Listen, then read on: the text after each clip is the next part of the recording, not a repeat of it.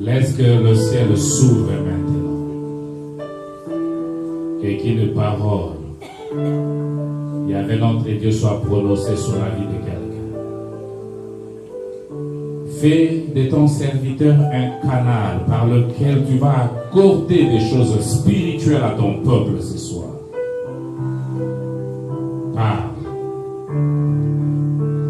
Parle et fais-nous la grâce de t'écouter.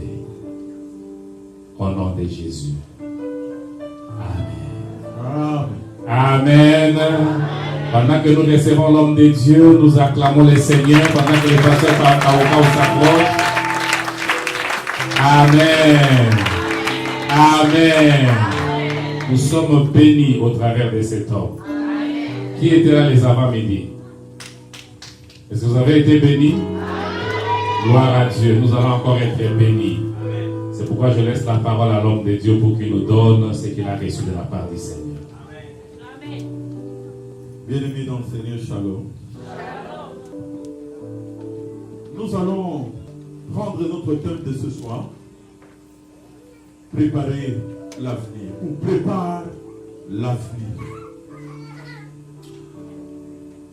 Le matin, on a été bénis par cet enseignement que le pasteur Patrice avait donné.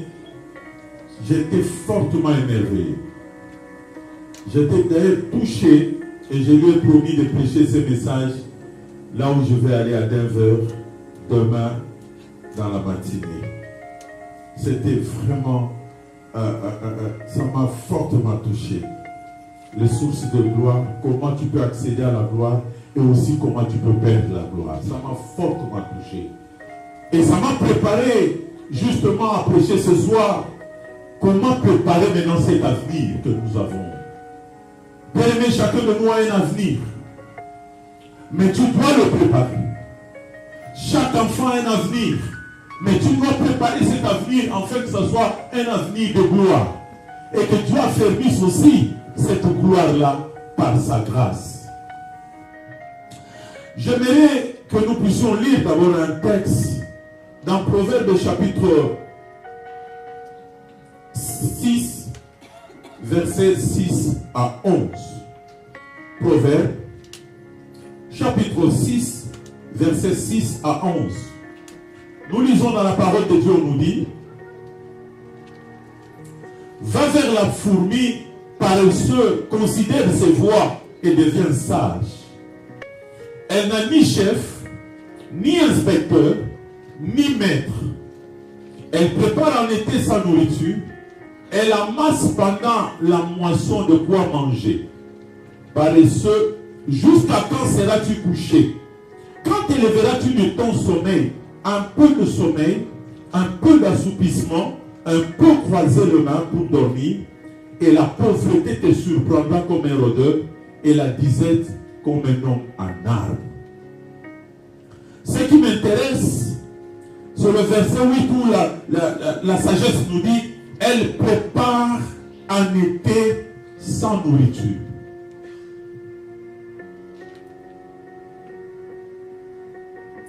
Vous savez, la fourmi est un modèle d'application, de travail et d'organisation. Ce petit insecte ou ce petit animal est un modèle de sagesse, un modèle d'application, un modèle de travail et d'organisation. La gloire de demain se prépare aujourd'hui. La gloire de demain se prépare aujourd'hui. Ne considérons plus les événements passés. Regardons à ce qui nous attend demain. La fourmi est un exemple. Et ce message est un blâme pour les paresseux. C'est-à-dire des gens qui manquent de maîtrise de soi. La sagesse nous appelle à se laisser instruire par ces petits insectes. Job chapitre 12 verset 7. Job dit: interroge les bêtes. Interroge les bêtes et deviens sage. Vous savez, chaque animal peut-être a un enseignement à nous donner, une leçon à nous donner. Mais ce soir, nous préférons parler de ce petit insecte, la fourmi. Je prends la citation d'un grand penseur, John Maxwell. John Maxwell dit, la vie nous offre des options. Soit tu t'amuses aujourd'hui et demain tu vas le regretter et tu vas souffrir. Soit tu acceptes de souffrir aujourd'hui et demain tu t'amuseras. Je répète. John Maxwell dit, la vie nous offre deux options. Soit aujourd'hui, tu t'amuses, tu fais ce que tu veux et demain tu le regretteras et tu vas souffrir. Soit aujourd'hui, tu acceptes de souffrir, tu acceptes de traiter durement ton corps et demain tu t'amuseras. Je pose à l'Assemblée cette question. Tu choisis quelle option? La deuxième, c'est-à-dire souffrir aujourd'hui pour que demain tu t'amuses. La Bible dit mieux vaut la fin d'une chose que son commencement. On était en train de parler tout à l'heure là au bureau. Comment certaines personnes ont fini leur vie. Le pasteur en a parlé le matin. Comment ils ont fini leur vie. Les gens qui étaient dans la gloire. Les gens on a chanté pour eux. On a dansé pour eux. Mais aujourd'hui, ce n'est plus le cas. Nous avons un grand musicien à Kinshasa qui est déjà décédé. Je ne veux pas citer son nom. Parce que les gens qui nous suivent ou suivront cette bande vont reconnaître ça. Son fils prie chez moi à l'église à l'unité. Sa maman était chantée presque dans toutes les chansons de ces musiciens. Mais si aujourd'hui je vous montre cette maman, elle prie chez moi. Comment elle est devenue? Celle qu'on a adorée, qu'on a chantée hier, c'est qu'elle aujourd'hui, tu auras pitié. Tu auras pitié. Allez-y comprendre, elle fabrique de la chipon au fin fond de Kitabo.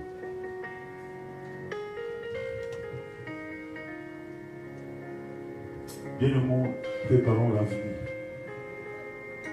Préparons l'avenir.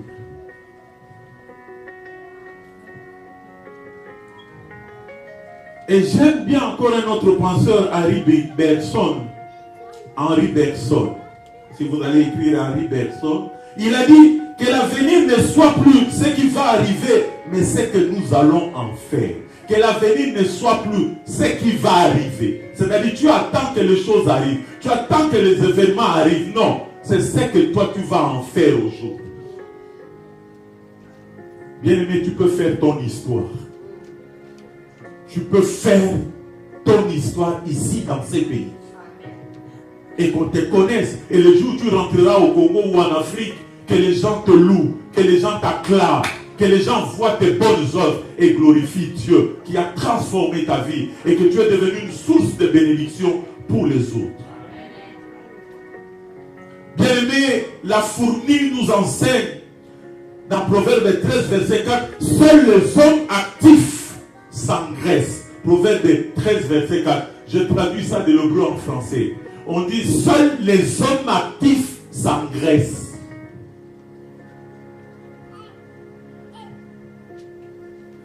Je crois que j'ai un peu grossi. Je n'étais pas comme ça. Il y a quelques années, j'étais très mince. Mais j'ai travaillé dur dans ma vie. Quand je suis arrivé à Kinshasa, quand j'ai vu la ville, je me suis dit, ma vie, je ne rentrerai plus au village. Je vais travailler en sorte que je reste dans cette... Et le jour où j'avais dit à ma soeur, le jour où tu oseras me dire de rentrer au village, toi et moi, ce sera fini. J'ai travaillé dur. Et c'est ce que Proverbe 13,4 dit. Seuls les hommes actifs, et je dirais même aux membres, aux ouvriers qui travaillent ici, dans l'église, tous ceux qui sont des membres engagés, soyez actifs. Vous allez vous engraisser. Seuls les hommes actifs s'engraissent. Dans votre version, on a dit, seuls les hommes qui sont diligents, eh bien, obtiennent ce qu'ils veulent. Beaucoup de gens deviennent sages trop tard. Beaucoup de gens deviennent sages trop tard. Des opportunités sont passées. Les situations bonnes sont passées. Les occasions sont passées. Maintenant, on commence à réfléchir. J'ai une soeur qui a 36 ans chez moi à l'église. Je lui ai dit, au moins, je suis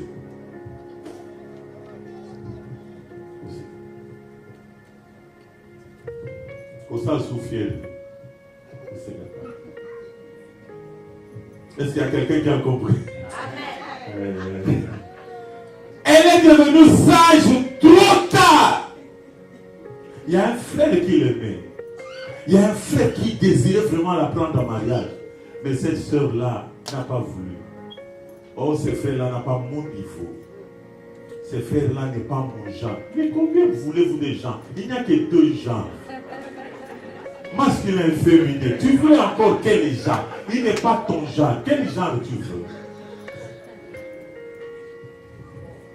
Bien aimé, beaucoup de gens deviennent sages trop tard. Dis à ton voisin, Coco Mamaye n'a retardé. Ne sois pas sage avec. Tu commences à donner des leçons aux gens. Vous savez, hein, dans la vie, vous savez, hein, dans la vie. Alors que Dieu t'a amené des occasions pour obtenir la gloire. Dieu t'a amené des occasions, des opportunités pour changer l'histoire de ta vie. Il a mis en toi des talents. Il a mis en toi une mission, comme on nous a enseigné le matin. Il a mis en toi beaucoup de choses. Tu pouvais bien saisir ces opportunités. Mais tu n'as rien fait. Laissez-moi aller plus vite pour vous dire, dans la vie, il y a 3 catégories de personnes. 3 catégories de personnes.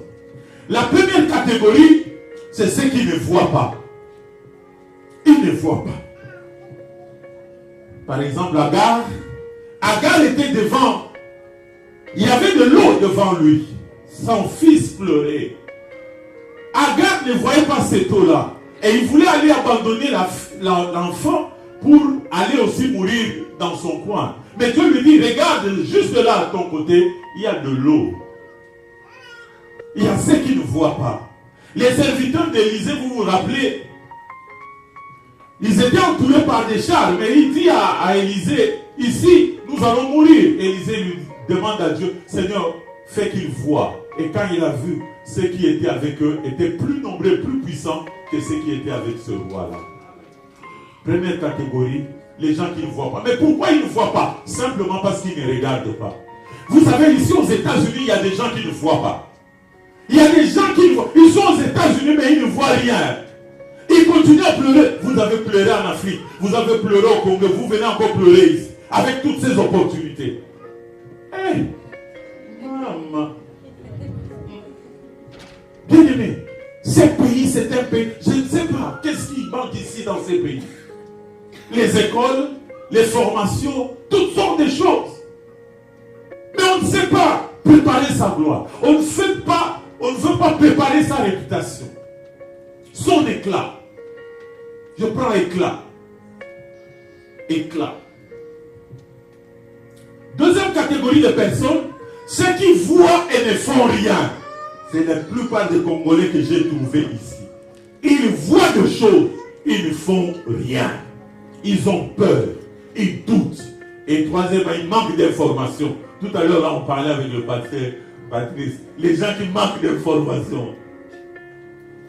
Ce pays, j'ai compris, il faut savoir lire.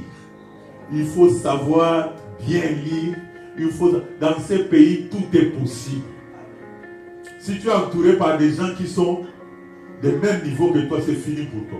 Il faut être à côté des gens qui sont plus que toi pour t'ouvrir les yeux. Il y a de ceux qui ne voient rien. Ils voient, mais ils ne font rien. Comment c'est possible? Quelqu'un qui est venu dans ces pays, ça fait 5 ans, 10 ans, il ne sait pas parler très bien l'anglais. Donc je vais prier aujourd'hui pour délivrer tous ceux qui ont des problèmes de langue. Vous allez parler en langue. Dis à ton voisin, tu vas parler en langue. Je n'ai pas besoin que tu viennes ici pour me corachiquer.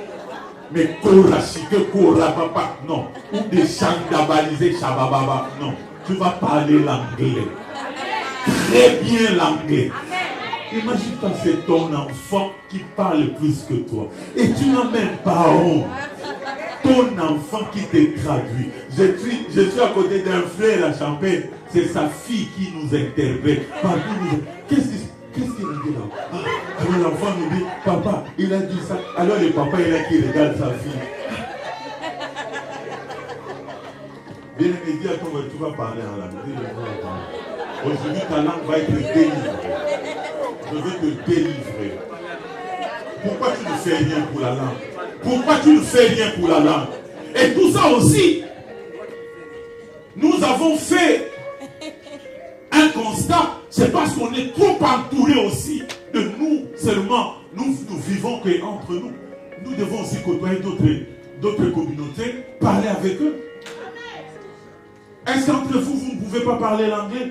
Dis un peu bonjour ou bonsoir à ton frère qui est à côté de toi en anglais. Même pour rentrer, si on a dit saluez-vous les uns les autres, tu sais quand même, Nelly. On a un problème. On a un problème. Tout le monde est en table. Je suis devenu le prof d'anglais. Ok? Acclamons très fort le Seigneur. Il faut des choses, mais il ne faut rien. Bien aimé, nous devons sortir de cette histoire à cause de la peur, j'ai vu, les Américains ne se moquent pas des gens qui commettent des fautes dans le monde. Partout où tu arrives, même si tu es bloqué là, il veut t'aider. Par un geste, par un schéma. Ce sont des Français et des Belges qui nous disent non, là tu as dit, là où tu as dit. C'est quand je fais une faute ici qu'on va retenir ça, au lieu de voir le message que je dis. Mais les Américains, ça leur importe très peu. Pour eux, c'est quel est le message que tu dégages. Qu'est-ce que tu veux dire? Commence à parler l'anglais avec tes enfants. Toi là, même si l'enfant te dit yo, moi no yo, mutu makasi, mais parlez ça en anglais.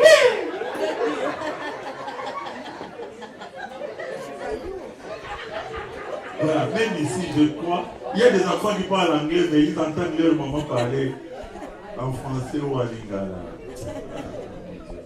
C'est pourquoi tu as des problèmes avec l'anglais. Deuxième catégorie, nous sommes nombreux là-bas, les gens qui voient, mais qui ne font rien. Ils ont peur de parler l'anglais. Si je fais 6 mois ici, je veux parler l'anglais, pasteur. Je veux faire le conseil que tu as dit, je veux me déplacer, je vais aller dans une ville où il n'y a pas de Congolais. Seulement des Noirs américains, des Blancs là. Et je m'embrouille dans cette histoire-là, donc je vais souffrir. Mais demain, je vais m'amuser avec l'anglais. J'ai compris que dans ces pays, si tu connais l'anglais, non, tu es souple.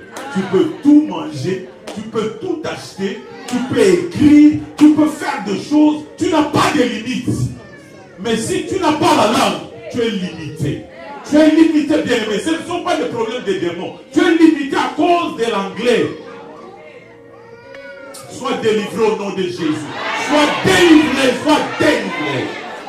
Aujourd'hui, je chasse tous ces démons qui bloquent votre langue.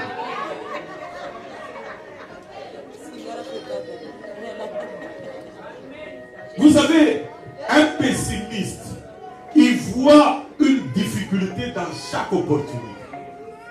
Les pessimistes, c'est comme ça. Donc, il voit toujours une difficulté. Oh non, mais tu sais, ah non, l'anglais des Noirs américains. J'ai demandé à ce frère-là, pourquoi jusqu'aujourd'hui tu as des problèmes? Ça fait 4 ans que tu dis, dis-toi, les Noirs américains parlent, ce n'est pas l'anglais, ça doit être quelque chose. Ils parlent dans le narine. Non, tu sens que ce n'est pas l'anglais. Au lieu de dire my God, il dit my gosh. Donc, ça complique.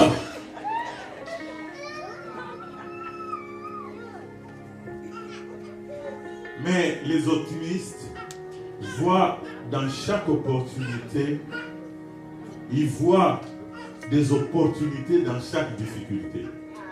Lorsqu'il est devant une difficulté, il se dit sûrement il y a une opportunité dans cette difficulté. Il n'est pas en train de diaboliser, de voir des démons partout. Mais il croit que quelque chose de bien peut sortir de cette souffrance que je traverse. Bien aimé, les 5 derniers mois qui restent de cette année, quand je vais revenir ici en hiver, ou l'année prochaine, je verrai t'entendre parler en anglais. Si je viens chez toi, commence à me parler en anglais. Vous n'allez même pas m'inviter. Comment vous allez m'inviter? Vous avez des problèmes avec l'anglais. Troisième catégorie de personnes, on nous parle de ces gens dans Nombre chapitre 13 au verset 30. C'est enfin ceux qui voient et saisissent les opportunités. Il voit, il a vu et il saisit. Il dit, je suis ici aux États-Unis, Je dois préparer mon avenir. Mon avenir, c'est l'avenir de gloire. Dieu a préparé des projets de paix et de bonheur pour ma vie et pour mes enfants. Je vais saisir cette opportunité. Bien aimé, vous savez combien de personnes prient pour venir ici? La fois passée, je vous ai parlé, un prophète a amené des intercesseurs devant le consulat de l'ambassade des États-Unis au Congo. Il a amené un groupe d'intercesseurs avec des maracas. Devant le consulat.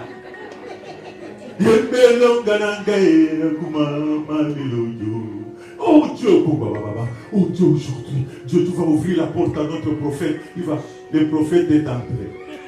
Oh, ces gens-là ne savent pas que les Américains sont... Ces gens, ils ont des caméras qu'on ne sait même pas sur les arbres. Donc ils savent tout ce qui se passe là dehors. Le prophète est entré.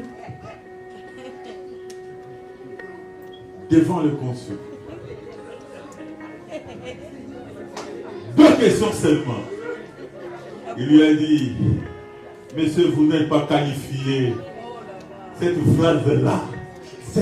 phrase-là, les gens qui ont entendu ça, c'est comme un coup de foudre dans le... Vous n'êtes pas qualifié pour les visas des États-Unis.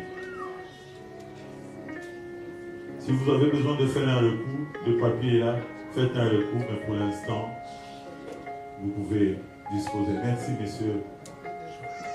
Le suivant, le prophète est sorti avec ses intercesseurs, il était abattu. Ils ont pris le bus à la gare centrale, ils sont rentrés à bout. Bien aimés, c'est pour vous dire, vous qui êtes ici aux États-Unis, c'est une opportunité de préparer non seulement votre avenir, mais l'avenir du Congo, l'avenir de l'Afrique, l'avenir de vos familles. Et je crois que Dieu vous a envoyé ici pour une mission. Lève ta main comme ça, je dis, je suis ici en mission. Bien aimé, tu es venu ici pour prendre. C'est comme les Juifs. Les Juifs, partout où ils sont, ils travaillent pour Israël. Ici, il y a des Juifs. Ceux qui ont développé ces pays, ce sont des Juifs. Mais allez-y en Israël, voir Israël. Israël aujourd'hui est devenu presque la capitale du monde. Qui ne désire pas aller en Israël? Qui?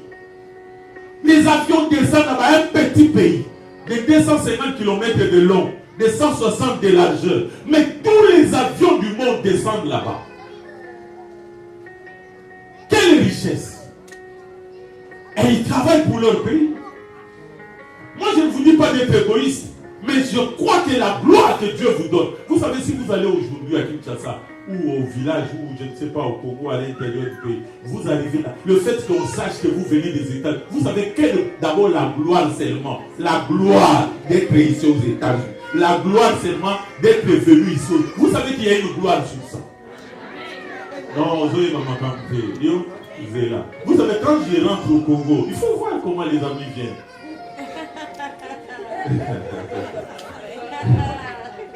Les jours où tu seras au Congo, tu verras comment les gens, même les mamans vont venir t'embrasser, les papas, les gens qui vont se courber devant toi comme étant comme un sauveur qui est venu.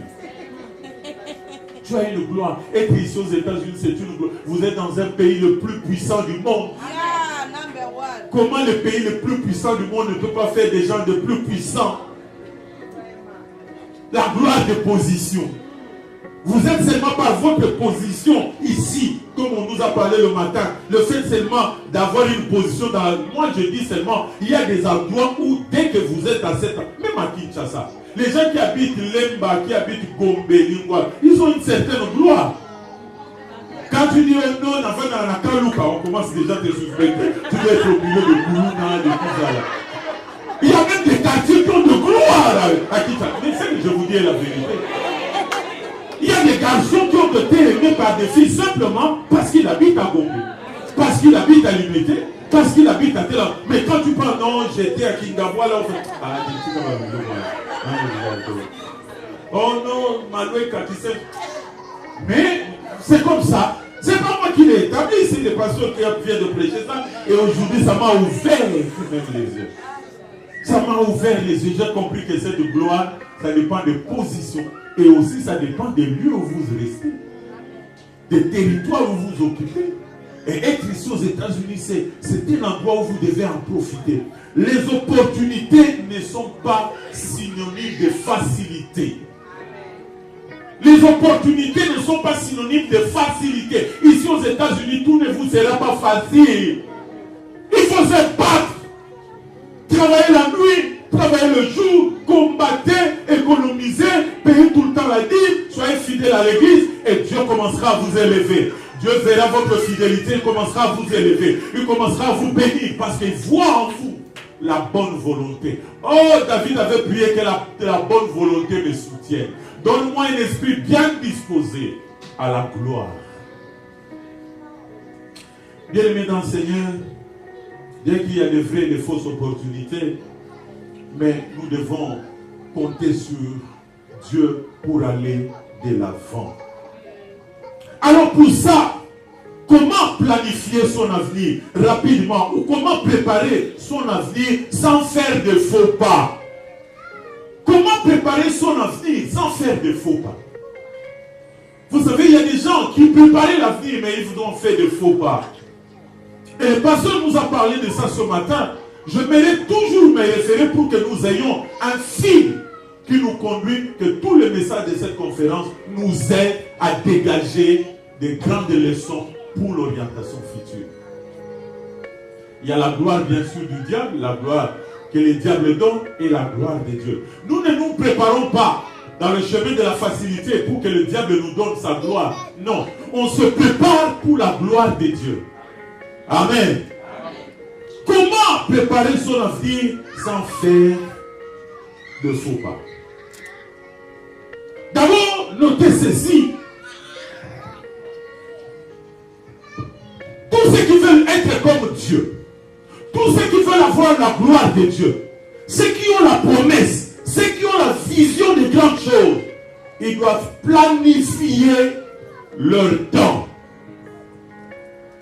Tous ceux qui ont la vision de grandes choses, tous ceux qui veulent être comme Dieu, c'est-à-dire qui veulent avoir la gloire de Dieu, qui ont la promesse de Dieu dans leur vie, qui ont la vision de grandes choses pour la gloire, vous devez planifier cela. Planifions cela. Ceux qui ne planifient rien ont décidé que le temps, les événements et les circonstances puissent contrôler leur vie. C'est pourquoi nous voyons Dieu lui-même est le maître planificateur. Dieu lui-même est maître planificateur. Même la gloire qu'il a donnée à l'homme, il a planifié ça. La Bible nous dit, dès avant la fondation du monde, Dieu avait déjà pensé à ce qu'il va faire de l'homme. L'homme sera l'image, le reflet de sa personne, de sa gloire. L'image de Dieu. Dieu a bien préparé ça. Regardez comment il a fait la création jusqu'à mettre l'homme au centre de cette création. Et deuxièmement, notez que Dieu a un temps fixé pour toutes choses. Ecclésiaste 3, verset 1. Il y a un temps pour tout. Pendant que tu as cet âge, c'est le moment de faire ce que tu peux faire. Pendant que tu es fort, fais ce que tu peux faire. Si tu rates ce moment, bien aimé, demain, tu vas t'en prendre à toi-même. Vous savez, nous, on n'a pas eu ces occasions. Nos parents ne nous ont pas donné toutes ces occasions que nos enfants, que vos enfants ont cela ici aux États-Unis. Alors, donnez à vos enfants de très bonnes opportunités, des occasions pour aller plus que ce que vous avez été. Dépensez-vous pour vos enfants. Les enfants sont un héritage. J'ai une conférence le 26 août. Je vais parler sur qu'allez-vous léguer à vos enfants à Champagne. On va réunir toutes les familles des Congolais à Champagne. Que je parle, qu'allez-vous léguer à vos enfants? Les enfants sont un héritage. Celui qui mange son héritage aujourd'hui, il s'en prendra demain. Il y a des parents aujourd'hui qui pleurent parce qu'ils n'ont rien fait pour leurs enfants. Rien. Vous voyez, ces deux bouts d'homme que tu as là, ces petits bouts d'homme que tu vois là, ta vie est entre ses mains demain.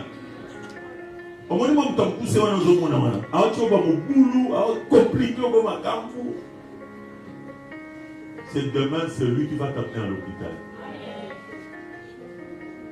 Ne blague pas. Quand tu le soignes, sache que c'est ton propre avenir. Alors planifie tout ce qu'il faut pour que cet enfant soit bien dans la vie. Fais tout ce que tu peux faire. Sacrifie-toi. Les amis le savent. Quand on était à l'université protestante, tout le matin j'amenais mes enfants à l'école. Et je l'ai fait jusqu'en 6e humanité. Jusqu'à l'université.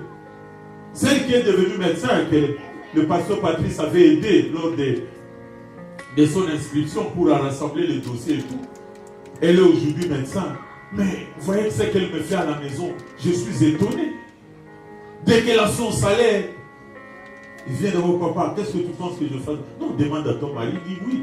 J'ai déjà parlé à mon mari. Mon mari me dit ton salaire c'est tout plus léger. Papa, qu'est-ce que tu dis? Tu as un problème à l'église? Oh mon Dieu. Oh mon Dieu. Quelle joie lorsque tu vois tous les efforts fournis. Tout ce que j'ai fait, maintenant je commence à récolter déjà le mien. C'est lui qui sème en pleurant. C'est lui qui sème en pleurant. Est-ce qu'il y a un parent ici qui sème en pleurant? Pleure, continue à pleurer pour tes enfants. Tu dois les aimer de tout ton cœur. Tu ne les aimes pas parce que la loi des Américains dit que si tu blagues avec un enfant, il te fait arrêter, mais tu les aimes pas.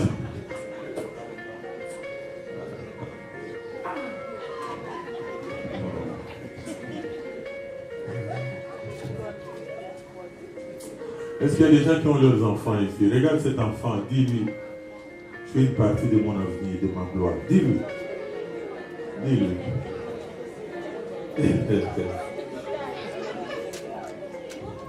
Mais il y a un temps fixé pour tout. Amen. Il y a un temps fixé pour tout. Bien-aimé, la fourmi nous a donné beaucoup d'exemples. La fourmi nous a fait voir que si tu ne planifies pas aujourd'hui, pendant l'été, pendant l'hiver, tu vas pleurer. C'est-à-dire, si aujourd'hui tu n'es pas sage, tu vas pleurer pendant l'hiver. Et l'hiver, c'est quand? C'est quand il fait très froid. Vous le savez ici, il fait tellement froid. J'allais mourir à Champagne. Je suis tombé sur sur la neige. C'était un problème sérieux. Mais c'est le moment de travailler. L'hiver, c'est le moment où l'homme ne sait plus faire quoi que ce soit. Mais l'été, c'est le moment où tout est bien. La circulation est facile. Il n'y a pas de contrainte à part cette petite chaleur. Mais c'est rien. C'est le moment d'en profiter. Et pendant que tu es jeune, travaille pour Dieu. Il y a des jeunes filles aujourd'hui qui ne veulent rien faire. Des jeunes garçons aujourd'hui qui veulent jouer dans le plaisir. Et demain, ils vont pleurer. Ne vous en faites pas. Aujourd'hui, on te voit un bel homme, bon chic, bon genre. Mais si tu t'amuses aujourd'hui, demain, tu vas pleurer. Mais si tu acceptes d'étudier aujourd'hui, de travailler dur aujourd'hui, demain, tu vas t'amuser. J'ai dit ça à mes enfants. J'ai dit ça à tous ceux que je rencontre, que c'est le moment de souffrir. Je dis à un frère qui est devenu pasteur à l'église, il veut directement devenir comme moi. Je dis attention, ça fait 30 ans que donc ce que tu me vois avoir aujourd'hui, ça fait il y a 30 ans que j'ai travaillé sur ça. Les gens m'ont vu comment j'ai souffert au début de ma vie chrétienne. Et aujourd'hui, je ne peux que me réjouir. Il ne faut pas être jaloux parce que je voyage partout à travers le monde. C'est la grâce de Dieu. Ce sont toutes ces souffrances du début. Vous marchez dans l'intégrité. Vous fouillez le péché. Vous mettez le temps que Dieu vous a mis au service des autres. Et Dieu, pendant ce temps, vous ouvre les portes. Je vais clôturer en disant, pour préparer son avenir, vous devez avoir un rêve. Une vision que vous devez avoir. Et cette vision va vous aider à canaliser vos énergies sur ce que vous voulez devenir. Ayez la vision de grandes choses. L'Amérique, c'est un grand pays. Vous avez besoin aussi de grandes choses dans ce pays. Mais cela, ça se prépare dans la formation, dans des cours que vous obtenez, dans la sagesse, comme la fourmi. Je clôture en disant, l'avenir n'est pas un endroit que nous allons, mais un endroit que nous créons. Bien-aimé, avec Dieu, tu peux créer un avenir glorieux. Avec les principes qu'on nous enseigne ici, tu peux créer la gloire et voir la gloire venir dans ta vie. Que Dieu bénisse sa parole.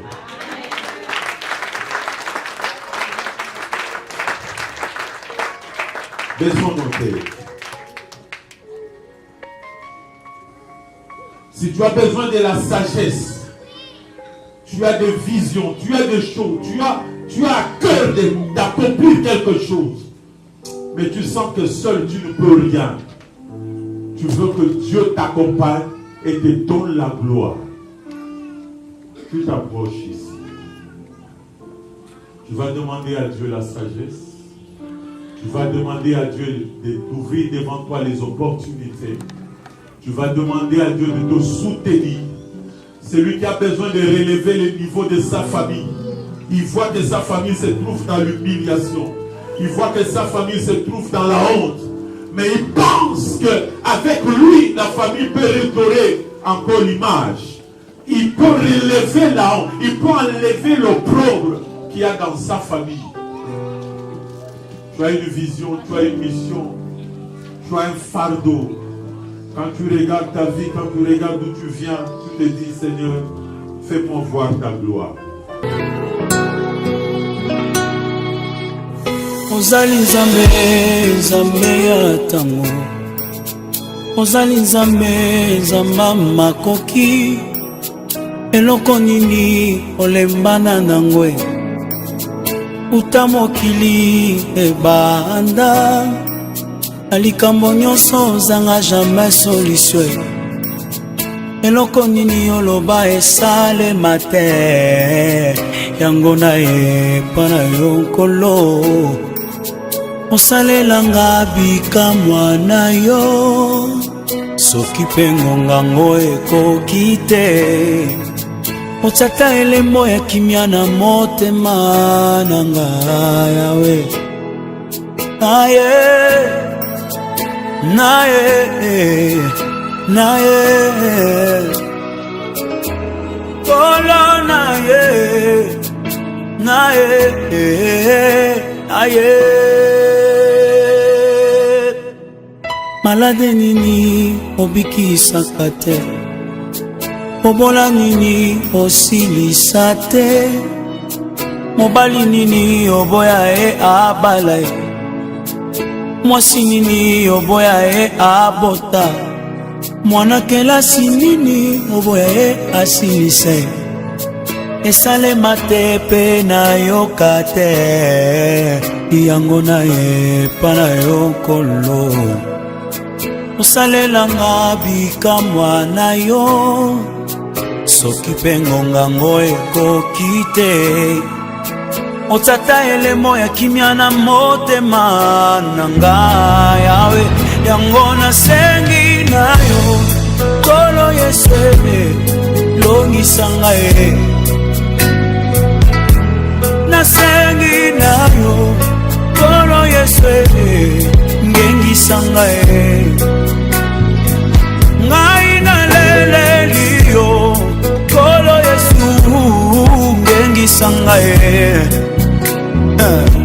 Ngengisa ngai. Ngengisa ngai. Awe ngengisa ngai. Ngengisa ngai. Ha no no no no no. Nasengi na yo. Kolo Yesu undela ngai. Nazana posa na yo. Kolo Yesu longisa ngai. Longisa ngai. Longisa ngai. Bikisa ngai. Pardon, pardon. Bikisa ngai. Nasengi na yo. Kolo Yesu balisa ngai. Ngai na beleli yo nzamba Nelson balisa ngai. oh, oh, oh. Nalele